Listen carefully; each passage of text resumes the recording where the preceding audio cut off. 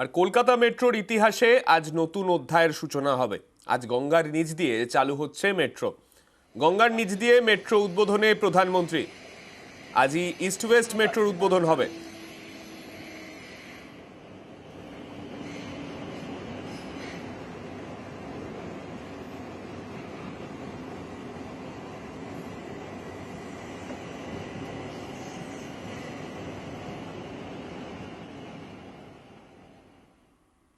মহাকরণ ছেড়ে যখন গঙ্গার নিচে মেট্রো যাবে তখন বুঝতে পারা যাবে একটি দিক চিহ্নের মধ্যে দিয়ে। তার কারণ হচ্ছে গঙ্গার নিচের মেট্রো টানেল ঠিক এরকম ভাবে নীল আলোয় সাজানো হয়েছে। গঙ্গার যে জলস্তর বা রিভার বেড যাকে বলা হয় সেখান থেকে সব মিলিয়ে 26 মিটার নিচে এই টানেল রয়েছে। 520 মিটার এই দীর্ঘ টানেল পেরিয়ে যেতে মাত্র সময় নেবে হচ্ছে মাত্র 46 সেকেন্ড। অনেকে ভাবছিলেন যে গঙ্গার নিচের এই টানেল বোধহয় গ্লাস টানেল হতে চলেছে, অর্থাৎ যখন যাত্রীরা যাতায়াত করবেন গঙ্গার জল দেখতে পাবেন। তা কিন্তু নয়, এটা গোটাটাই কংক্রিটের টানেল। তবে যাতে গঙ্গার নিচে মেট্রো রয়েছে এটা বুঝতে পারা যায়, সে কারণে এই ধরনের নীল আলোয় সাজিয়ে তোলা হয়েছে। এবং আগামী দিনে এই যে দেওয়াল সেখানে দেখতে পাওয়া যাচ্ছে যে অ্যানিমেশনে মাছ বা জলজ উদ্ভিদ প্রাণী তার বিভিন্ন ছবিও এখানে বারবার করে ফুটে উঠছে।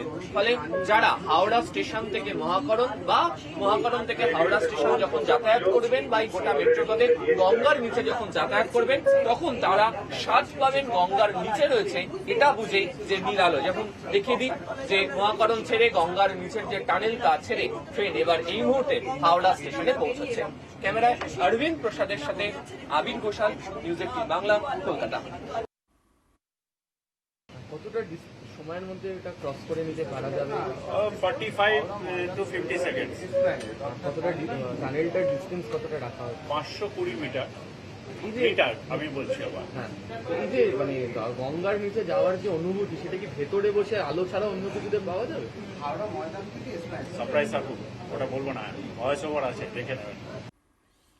আর হাওড়া ময়দান থেকে এই মেট্রো চলে আসছে এসপ্ল্যানেড মেট্রো স্টেশন অব্দি। আর এই এসপ্ল্যানেড মেট্রো স্টেশন একেবারে যে চেনা ছবি এতদিন পর্যন্ত ছিল তা একেবারে আমূল পাল্টে যাবে।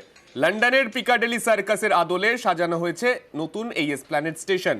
3টি মেট্রো সংযোগকারী স্টেশন হিসেবে আত্মপ্রকাশ করবে এই এসপ্ল্যানেড স্টেশন। একদিকে নর্থ সাউথ বাউন্ড মেট্রো, পাশাপাশি ইস্ট ওয়েস্ট, পাশাপাশি পরবর্তীতে জোকা থেকে এসপ্ল্যানেড পর্যন্ত, জোকা থেকে বিবাদীবাগ রুটের যে মেট্রো সেই রুটেরও স্টেশন এই একটা স্টেশনের মধ্যে দিয়ে কানেক্ট হবে।